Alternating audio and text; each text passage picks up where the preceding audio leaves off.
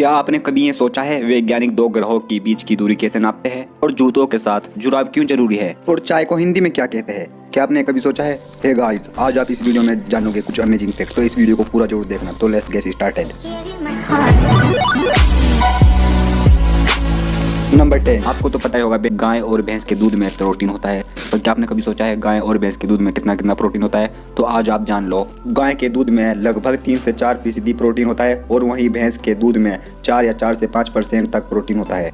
Number 9। क्या आपको पता है दिन में 15 या 30 मिनट के लिए सोना बहुत अच्छा होता है। इससे आपका दिमाग फ्रेश रहता है और आपके माइंड की सोचने की क्षमता अधिक हो जाती है। और हाँ, हार्ट अटैक से मरने के चांस 30% कम हो जाते हैं। नंबर 8। क्या आपने कभी सोचा है हमारे मोबाइल फोन का चार्जिंग की वायर इतनी छोटी क्यों आती है? वैसे तो इतनी छोटी भी नहीं आती, मगर अगर इससे थोड़ी लॉन्ग आती तो प्रॉब्लम आपको जरूर आती। अब आप कहोगे अरे लॉन्ग वायर होने से तो और अच्छी बात है, इससे प्रॉब्लम क्या आ सकती है? वैसे बहुत लोग पता है क्या कहते हैं, हमारे मोबाइल फ़ोन की वायर इसलिए शॉर्ट आती है जिससे हम हर वक्त अपना मोबाइल फ़ोन चार्जिंग पर लगाकर गेमिंग ना करें, मगर यह एक्चुअल रीज़न नहीं है। तो आज आप जान लो इसका रियल एक्चुअल रीज़न। आपको तो पता ही होगा हमारे घरों में एसी करंट आता है और वहीं हमारे मोबाइल फ़ोन में डीसी करंट बैटरी का यूज़ किया जाता है, जिसे चार्ज करने के लिए डीसी करंट की ही ज़रूरत पड़ती है। इसलिए जो हमारे घरों में एसी करंट आता है उसे चार्जिंग के जरिए कन्वर्ट कर देते हैं डीसी करंट में। वैसे तो डीसी करंट में यह एक अच्छी बात है कि इसमें करंट नहीं लगता, और इसमें एक यह नेगेटिव पॉइंट है कि अगर इसे किसी लॉन्ग वायर में को पास किया जाए तो इसकी वोल्टेज और एम्पियर कम हो जाती है। यानी आपका जितना लॉन्ग वायर होगा आपकी विद्युत धारा इतनी कम हो जाएगी, क्योंकि वायर डीसी करंट को कंज्यूम कर लेते हैं। यही कारण है हमारे मोबाइल फोन के चार्जिंग के वायर लॉन्ग नहीं आते। इंटरेस्टिंग फैक्ट है ना।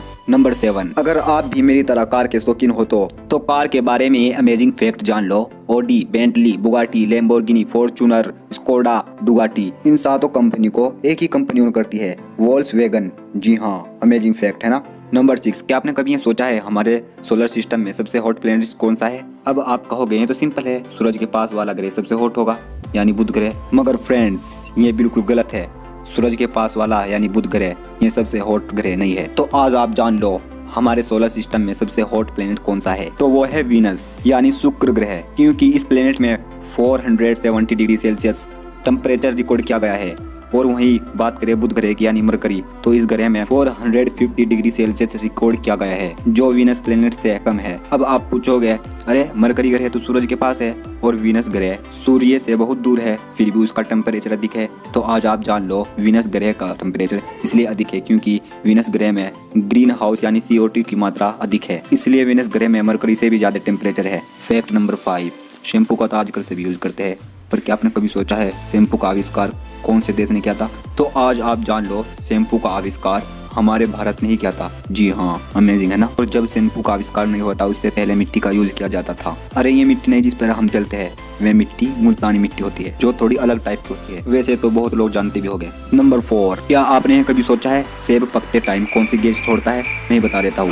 वैसे आपने कभी सोचा भी नहीं होगा कि सेब पकते टाइम कौन सी गैस छोड़ता है, क्योंकि आपके पास सोचने का वक्त ही कहाँ है। तो आज आप जान लो सेब पकते टाइम इथेलिन गैस छोड़ता है। यह सेब के लिए नेचुरल हार्मोन होता है। और आपको एक इंटरेस्टिंग फैक्ट बताऊँ, अगर आप किसी पेड़ से टूटे हुए फल को अच्छी तरह से पकाना चाहते हो तो आप इस सेब के धोरो रख सकते हो, वो सेब के साथ साथ वो फल भी पक जाएगा। इंटरेस्टिंग है ना। नंबर 3। क्या आपने कभी सोचा है चाय को हिंदी में क्या कहते हैं? अब आप कहोगे चाय को तो हिंदी में चाय ही कहते हैं, सिंपल, मगर चाय को हिंदी में दूध जल मिश्रित शर्करा युक्त परिवर्तीय बूटी कहते हैं।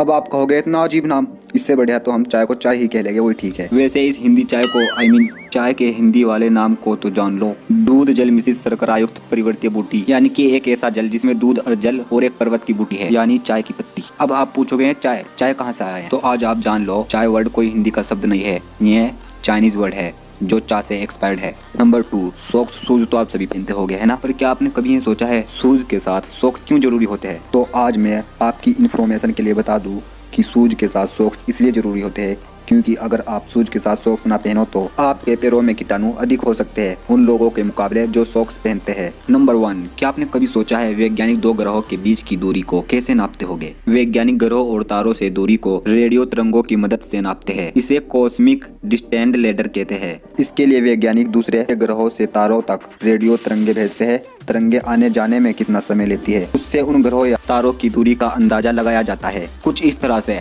जैसे कि हमारे पास कोई लेजर लाइट है और आप किसी बहुत दूर की दीवार पर वो लाइट मारना चाहते हो, क्योंकि हमें पता है कि लाइट की स्पीड 3 × 10⁸ मीटर पर सेकंड होती है। इसीलिए हम स्पीड को दूरी में कन्वर्ट कर पता लगा सकते हैं कि वो दीवार कितनी दूर है। इसी फिजिक्स का यूज करके स्पेस में भी ग्रहों की दूरी का पता लगाया जाता है। देखा साइंस कितनी अमेजिंग।